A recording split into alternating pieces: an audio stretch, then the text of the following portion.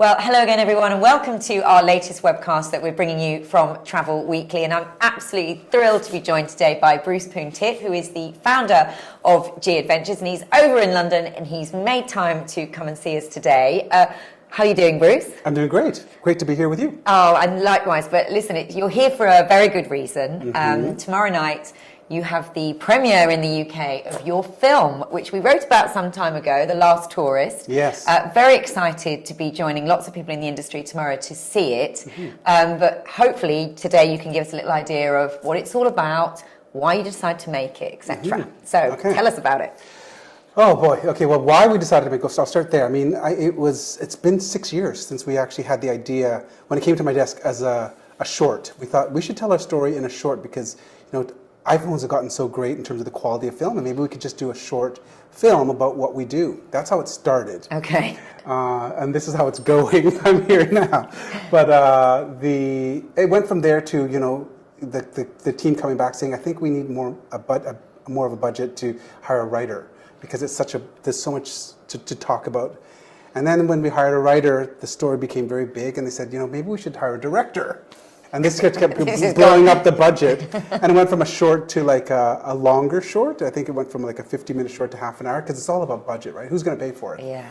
And then when we got the director, Tyson came on board, and he came to me and said, this is a big story. This is a big movie, and it's much bigger than G. It's much bigger than G Adventures. I said, okay, what does that mean? And then we started exploring the idea, and it just came down to paying for it. And the passion behind the film just grew. Yeah. And then it became a full-length documentary, and it started to it just took a life of its own. Yeah, absolutely. So when you say a full-length documentary, how long is it? Well, it's an hour and a half. Okay. I think it's 90 minutes. I think it's just short of that. And the point you make there is it's not just the G story anymore. No, it's a much bigger thing. So tell us about that. Well, that's the hardest thing. G's not mentioned once in the entire film, and I paid for it. I said, hang on, how does that work?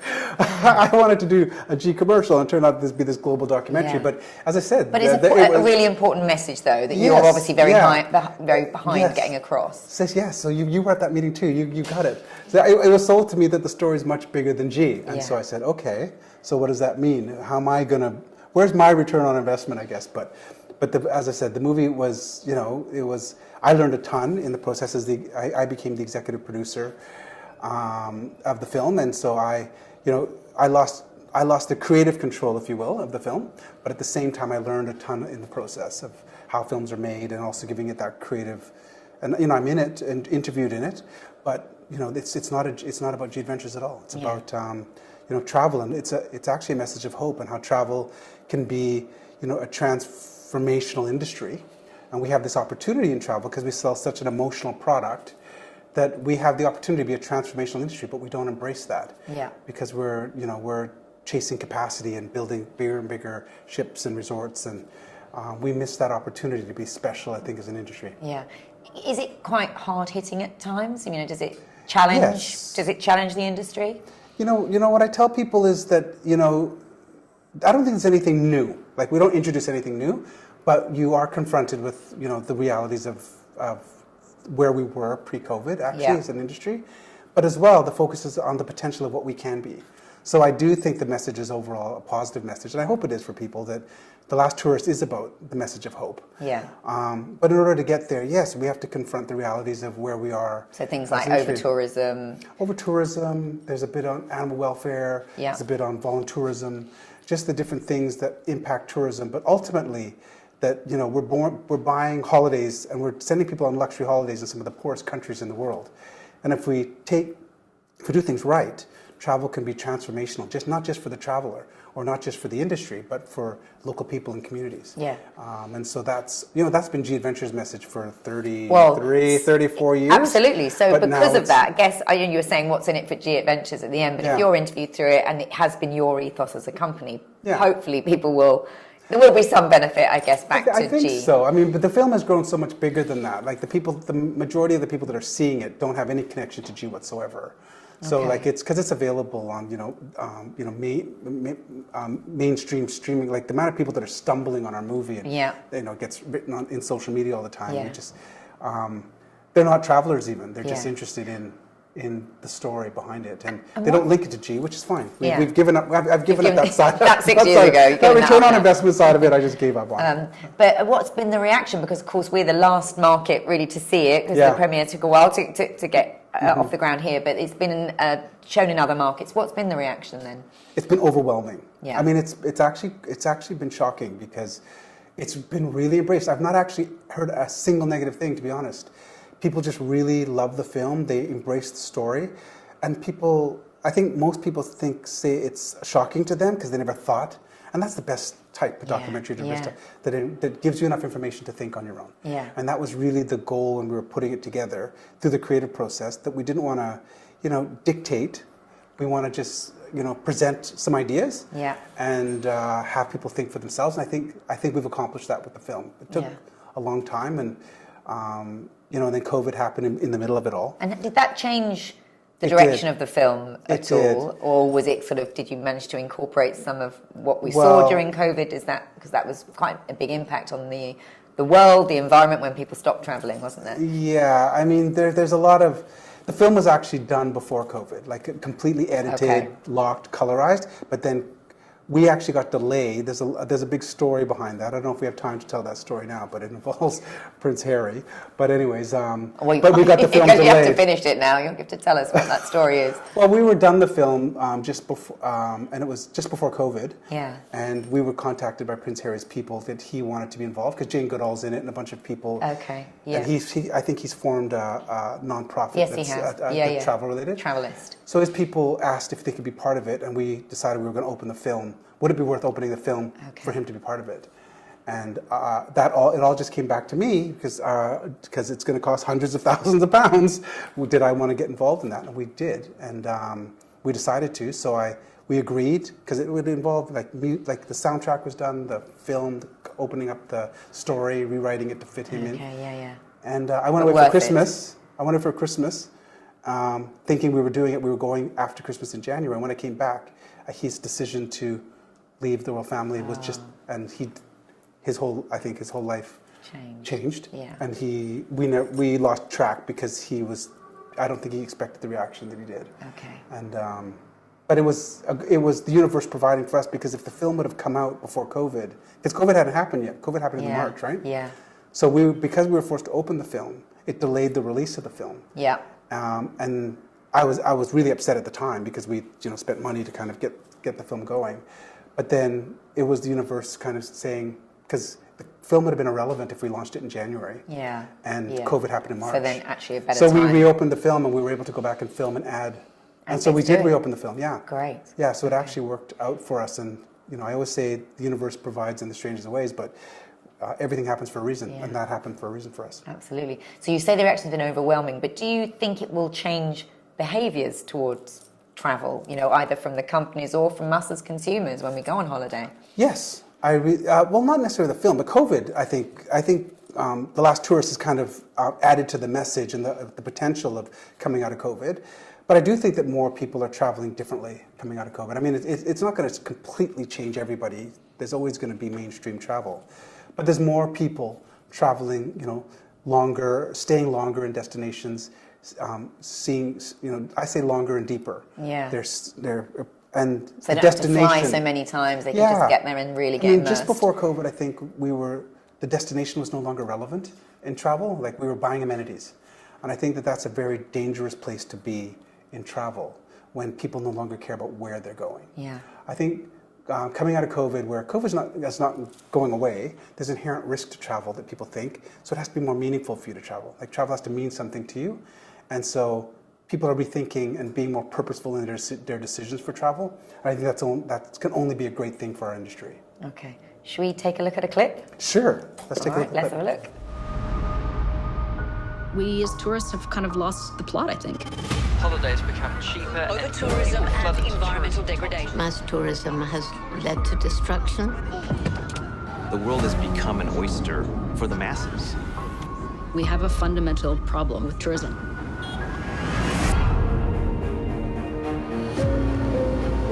The most acclaimed destinations have the highest levels of poverty.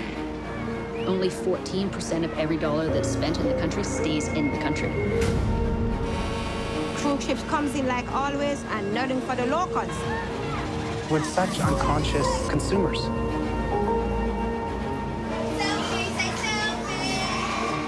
About $2 billion a year are spent through volunteerism. Guys, I found the kindergarten. She's gonna let me come see the babies. There's been a 75% increase in orphanages.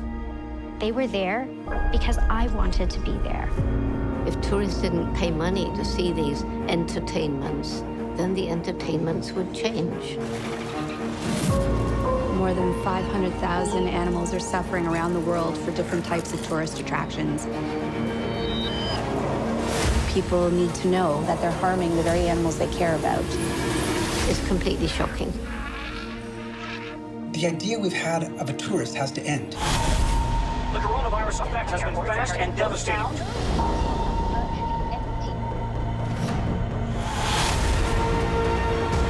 Tourism has an opportunity to change now. We have to change our mindset about travel. Whether I am going to be part of the solution or not.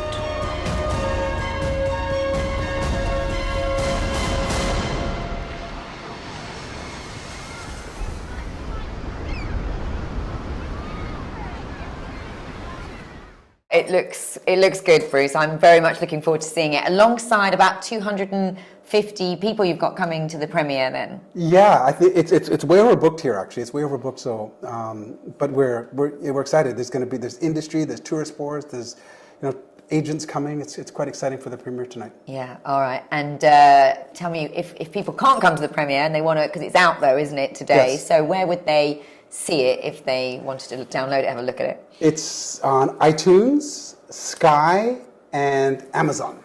Well done. Here. Yeah, so that's I had it written amazing. down So you for can you, get it, in case you forgot. So you can get it at any one of those. And it's taken so long to get here to the UK, but we're so excited because this is really our biggest market in the world, and actually you guys are so ahead of on top of this stuff. So I think it's going to have the greatest impact here. So maybe it's the best for last. Okay. Oh, we like that. We like that very much indeed. All right.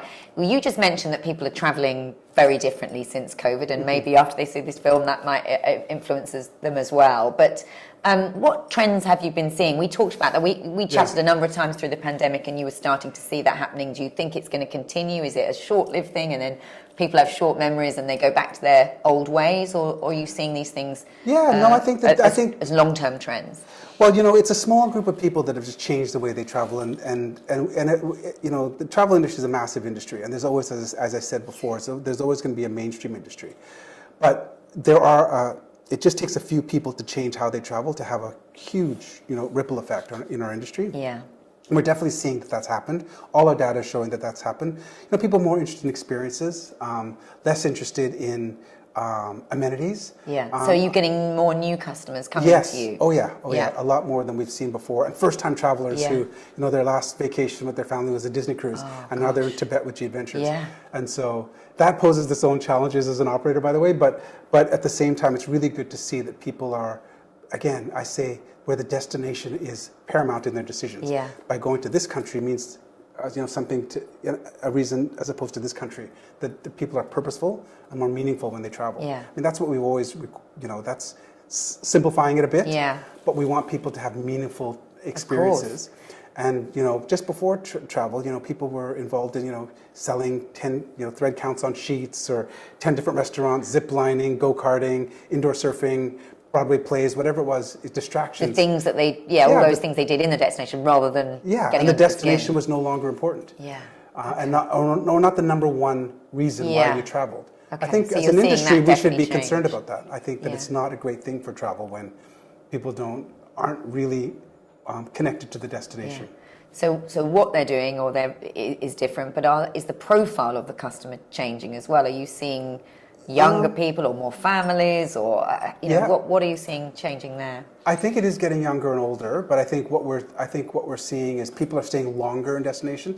I think just prior to COVID, there's the whole carbon emissions and flight shaming that went on, over tourism were buzzwords. just before COVID. So people who normally took 3 or 4 vacations a year are staying longer and going deeper in destination. And want cultural immersion, and they're very open-minded. Like the thing that I've noticed the most coming out of COVID is how the mindset of our travelers has changed. Like we spent years, 30 years before COVID, really catering to the needs of customers, making this aggressive brand promise and delivering on demands of customers. And we're just seeing people on tour now so much more open. So open to change, open to delays, whatever happens on trip. And being flexible too. Like our itineraries are a little more flexible, and we can listen to a group and say, should we go here or here? What's, depending on what the group wants. Having more options for people and keeping things more fluid. And the customers are just more open for all of that. And above everything, they're more concerned about the communities because of safety, And so with that care and attention that they have, and empathy towards the community, it changes the whole mindset of that, And this is another message of the last tourist. If anything we get from anything, is that people, there's a small shift in people's way that travel is not a right; it's a privilege. Like there's so few people on the planet that get to say, I want to go on holiday. When you look at the numbers compared to the population of the planet, in total, there's a small group of people that get to go on holiday every year, and so. That's people a privilege. being much more respectful as well of the that's a communities privilege they and not a visit. right. And if we can just change that mindset just a little, whether it's in the travel industry or with a film like The Last Tourist, that you understand that modern travel is a privilege and not your right. And because you pay for services or pay for luxury, that you have some kind of right when you arrive, that mindset will transform the industry. Absolutely. Well, I want to come back to community, but just before we move on from the trends, of course, when we last spoke, some of the world was still not open, but pretty much it's opened up now. Are people now more adventurous again? Are they travelling further afield? There was a while, wasn't there, certainly in our market, where people were, you launched a whole load of more close to home trips that they were going on. But are you seeing that people are more confident now to travel? They're starting to, no one expected COVID to go that extra year. Like even like if you can remember, like it seemed like COVID was almost over. It was 3 months away from being 3 months away. So it's taken a while for people to kind of get comfortable, I think. But I think yes, I think now people are going further afield, are more interested in a cultural kind of experience. It's all about experience, and it's about immersion, and community.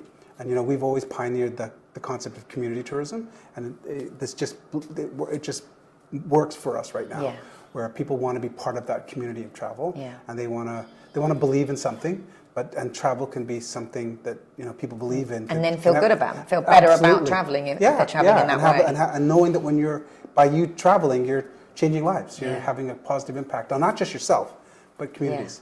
Well, community's clearly really important to you. I know you say it's been your ethos that you've followed all the way through the business, but actually you've recently sort of changed the structure, haven't you? And you're now called, it's this community-centric model, G Travel Community. GTC, G Travel Community. Which is a structural change, I know, but there must be a reason, there's obviously a deeper reason behind that because of this whole community. Well, in the UK here, we own a bunch of other travel companies now. Like our goal, we have a saying at G Adventures: if you can't travel with us, travel like us.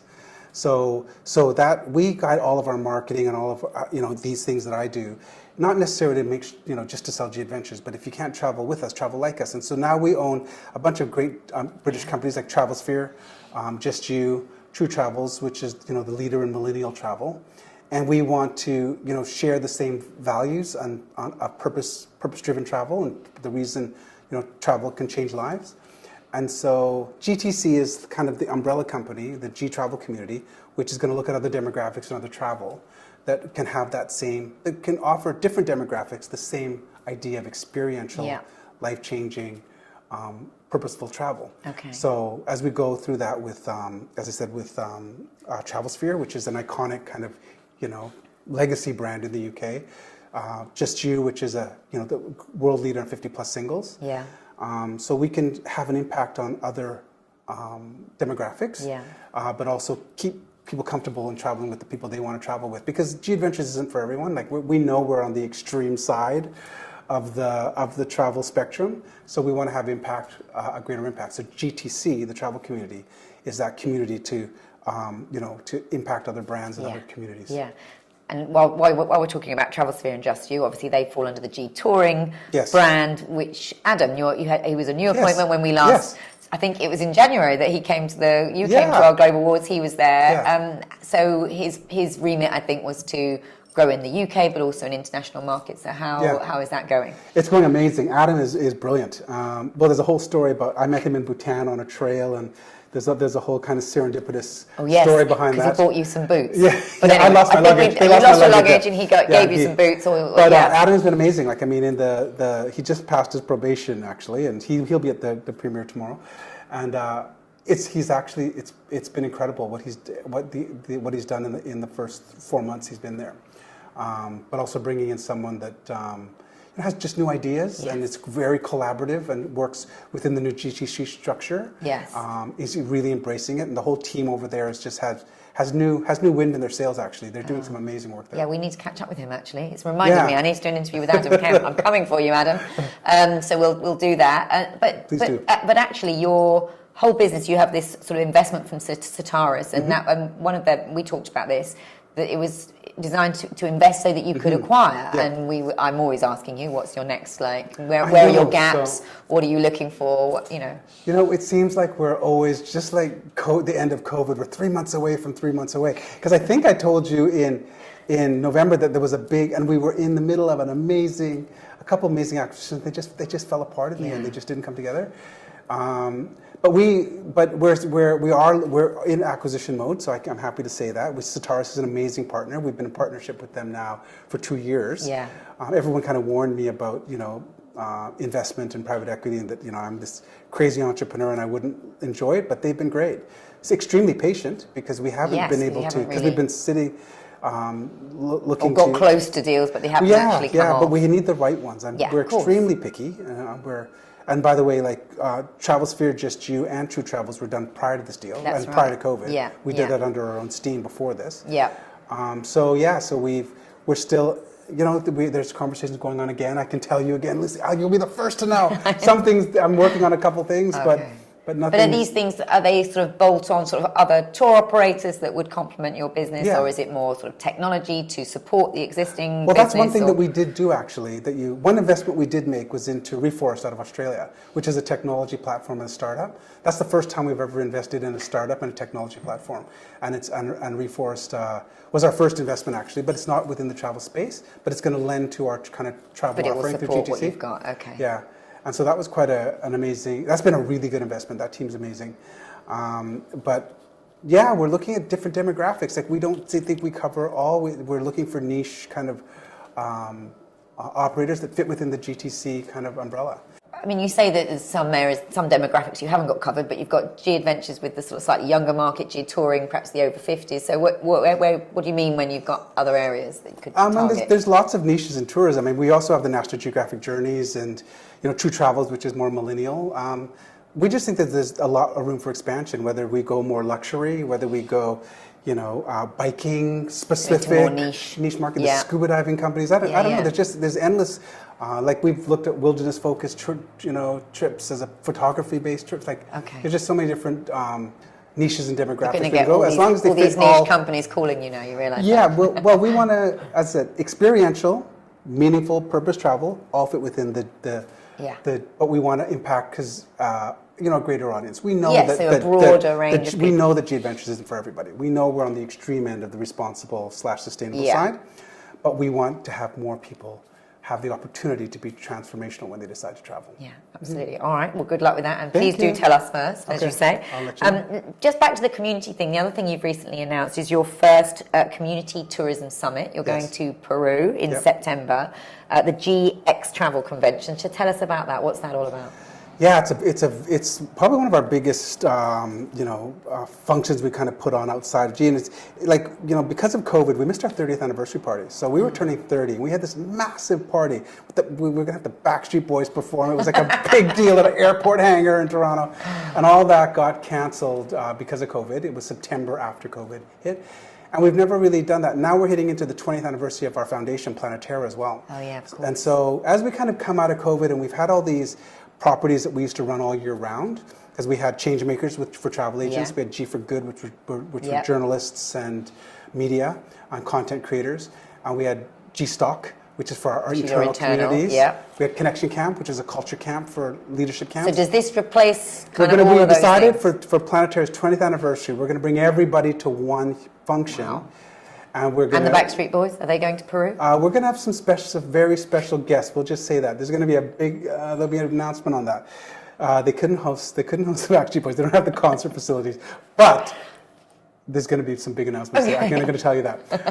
But anyway, so GX and it's the first World Summit on Community Tourism on UN World Tourism Day, which is the 27th of September. Yeah. And we're running 8 tracks of people. There's going to be donors of Planetara. There's going to be travel agents, change makers. There's going to be the G for Good. Yeah, so just everyone's going to be traveling around, learning, seeing firsthand how community tourism works, seeing all of our community projects, seeing Peru, and then all come for a big community tourism summit with some amazing speakers. Everyone's going to learn a ton. Everyone can earn their way to come.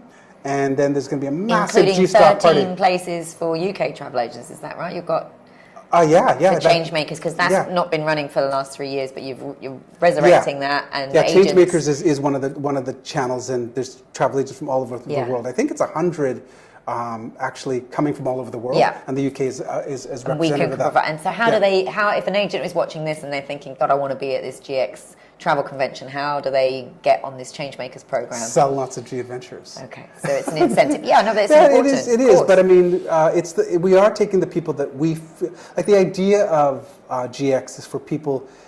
We originally created Changemakers to reinvent the FAM. Because we wanted people to learn something when on a FAM. So I agreed that I would travel with these groups. We took 100 agents to, I think we did, India, and then we did Peru before. We were about to do Ecuador before COVID. And we basically want people to see community tourism in action and learn something. Yeah. And I agreed to take. We have a front cover actually out there from your one of your Changemakers trips. And I agreed to lead it myself or be part of it. And so we decided to bring that as part of the 20th anniversary and create these 8 tracks running, they're all running simultaneously but doing different things. And they're all meeting for the community summit. It's going to be amazing. Why did you choose Peru? Because you've been very supportive of Peru and opening Peru back up, haven't you? Yeah, well, Peru had a really rough go this year. Yeah. After we all had a rough go with how tourism was shut down, to then deal with the strikes and the political issues they had there.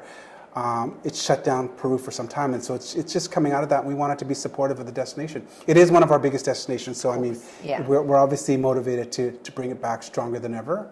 But because we have so many people there that within our community projects, our Planetara projects, within the employees base that we have there, we're highly motivated to bring travel back to Peru. And so when we were deciding this in January, February about destination, Peru was the best destination for us to have our first GX community summit. And even though the Planetara anniversary is only this year, will you do GX summit every year thereafter? Well, that's the goal. I mean, we're depending on. This is a big undertaking. It's going to be hundreds of people coming to this, and there's also a track where people, like regular people, can just buy a ticket and just come and attend. Yeah, it's almost like a South by Southwest where people can come, creating a whole community tourism ecosystem to celebrate tourism all around UN World Tourism Day, and I'll hopefully have an impact on people learning about what it really is. I'm sure it will be amazing. It sounds fantastic. It's a great idea. It's a great idea. You've got to pull it off. And also with the altitude of Cusco and the various things, there's a lot of challenges. Okay. We'll obviously report on that, I'm sure. Finally, on destination, you talk about Russia. Interesting, you were put on the sanctions list. Like you personally, you were one of the 200 Canadians, I think, who were put on Putin's list. So I was 193, so I just skated into the list. Yeah. So, I mean, that means you will now never go to Russia. Is that the case? Because it was a destination that you did, G Adventures did offer, wasn't it? I guess so. I mean, it does say after you translate the website, the website's all in Russian. It says it's a lifetime ban. I mean, it's how or why I was singled out is unknown. It was in retaliation for, I guess, sanctions and the actions of the Canadian government. I guess because you're a high-profile Canadian businessman, you and other people have been put on that list. Yeah, I mean, it is fairly random, I hope. I don't know how I was singled out. You haven't upset Putin personally. It just, and it was, there was no warning. It just came out one day, and I actually was told by someone else that they were on the list, and I didn't even think to even go back and check. Oh, to see if you were. And yeah, I didn't think about it. Yeah. Someone else told me that and then I got a call from Foreign Affairs, explaining what it meant for what we knew, because it is still very random. But what does it mean? I mean, I know at the moment obviously the war is still ongoing, but what does it mean for G Adventures going back into Russia ultimately? I mean, you personally now, I guess, wouldn't go. You're saying it's a lifetime ban, but yeah. I don't think I know at this point. I mean, I think that we will continue to go to Russia. I don't if we can. I mean, we're not there right now. We've also, in support of Ukraine, we've banned all trips traveling there at the moment. But I do hope for brighter days. I mean, I hope that there will be a change eventually in government, and there will be a change and I will be able to go. I mean, for 30 years, when anyone asks me, the number one question I get asked being interviewed is, where haven't I been and where do I want to go? And my answer is always Russia, because I've never been there, and I plan to go there more in my retirement when I have more time to do the Trans-Siberian and see Siberia, and I want to see a lot. And so that would be such a shame I feel it would be a huge loss. It would be a huge loss for me to not be able to go. So I hope it changes, but right now it says it's a lifetime ban, so we'll see. All right, well, we hope that changes for you. And we wish you all the best tonight with the premiere. I'm so looking forward to seeing it. And just to remind you, you can go to Amazon or Sky or iTunes if you want to see The Last Tourist. If you've been excited by the clip that we've shown, then do watch it, because I think it will change the way people think. Thank you. Thank you again, Lucy, as always.